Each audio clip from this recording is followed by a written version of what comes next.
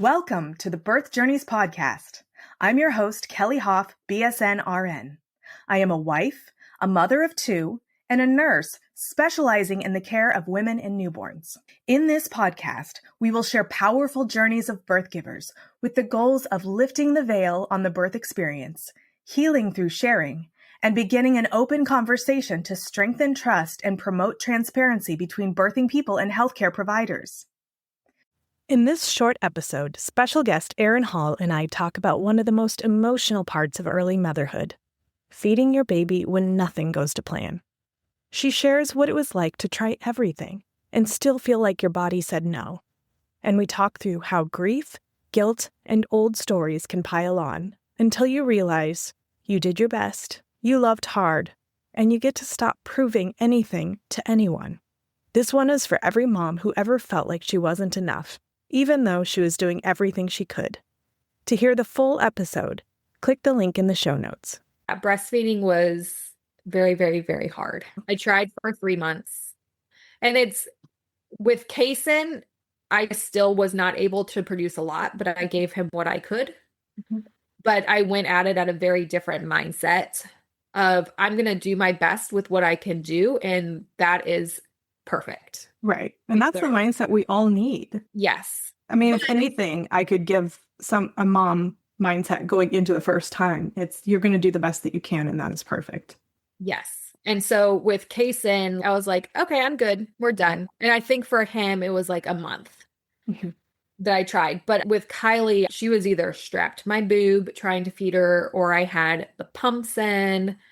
And we spent, doing the research on the breast pumps. Like I got the Spectra or whatever it was from the insurance company. But then, okay, maybe we get new flanges that fit my boobs better. And maybe if we get the Hoka, that's just like, it just squeezes it out based off of suction So, I was like, oh, they have this new one that like, I don't know, like we spent so much money and time. I spent so much time on that to try to get it because I thought it was what was supposed to happen.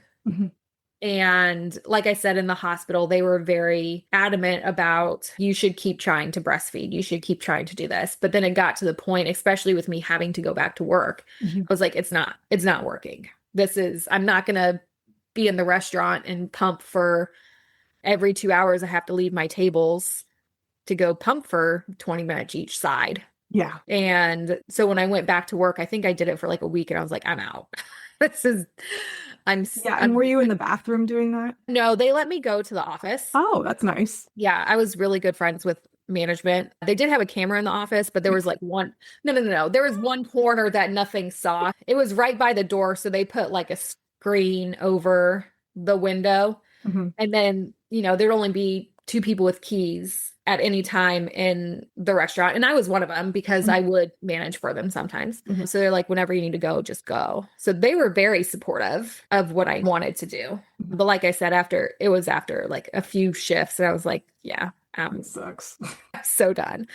But I wanted that connection with Kylie, and I wanted to give her what she needed. And I do believe that, obviously with the studies, it shows it's true, but breast milk is amazing for the kids. And I wanted to give that to her. And my body was just like, no, you can have a little bit, but not a lot. Yeah, I had the same feeling. And the truth is, I don't want to gloss over the dark history of breastfeeding and wet nurses and all that. But in the past, that's why we've had alternatives, right? So in my head, I thought, and this is what I told myself, if it were 200 years ago and I weren't able to breastfeed my baby, she would die. That was what was playing in my head when I was determined to breastfeed.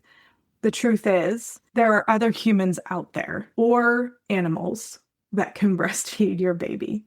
And I'm not advocating for going out and finding another human to do it. If that's what you want to do, that's fine. We have a lot of options now. Like we have donor banks where the milk has been pasteurized, tested, all of that stuff. Cow's milk isn't equivalent to breast milk. So if you're thinking about replacing breast milk with cow's milk, don't do it until your baby's a year old. But 200 years ago, there were other options.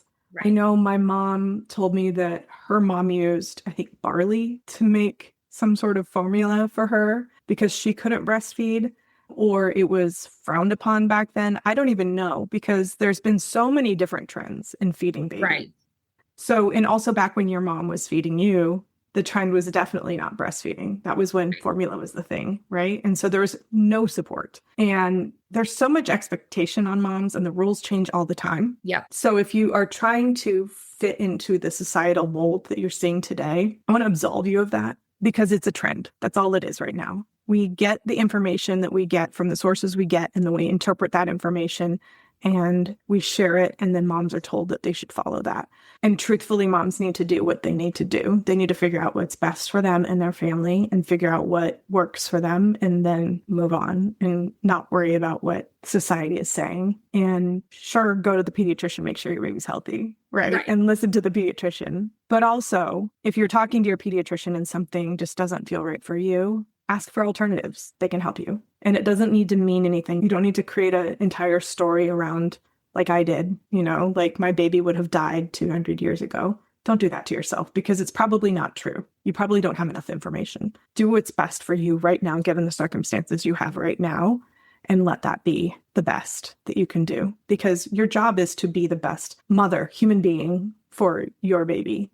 And it doesn't just mean you give them the perfect food. It doesn't just mean that you have the perfect delivery. You do the best you can in the moment and you move on. And you know that the decision that you made, the resources that you had at that moment, the emotional energy that you had in that moment, the physical energy you had in that moment, that you did the best thing that you could in that moment for you and your baby. And then you move on. Well said. Thank you so much for tuning into my podcast. If you enjoyed what you heard, make sure you hit that subscribe button so you don't miss out on future episodes. Don't forget to share the podcast with a friend who can benefit from the valuable insights that we share here. And if you could take a moment to leave a 5-star rating and review, it would mean the world to me. If you're ready to work one-on-one with me to embark on a transformational journey towards a confident and empowered hospital birth experience, go to kellyhoff.com/empowered and enroll in my Empowered Hospital Birth Coaching Program. Together, we'll create a roadmap to a birth experience that you'll cherish forever. That's KELLYHOF.com/empowered. Let's make your birth experience extraordinary.